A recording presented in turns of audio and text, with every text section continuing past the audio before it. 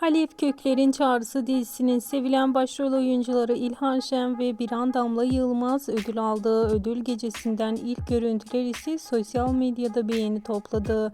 Şıklıkları ile herkesin gözleri üzerindeydi. Biran Damla Yılmaz geceye damga vurduğu güzelliği ve şıklığıyla herkesi kendine hayran bıraktı. Yılın en iyi kadın oyuncusu ve en iyi erkek oyuncusu ödüllerinin sahibi oldular. İşte bu özel geceden en güzel görüntüleri ben de hemen sizlere iletmek istedim.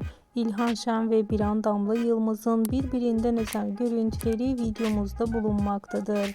Eğer devamını istiyorsanız takipte kalmayı unutmayın. Hoşça kalın.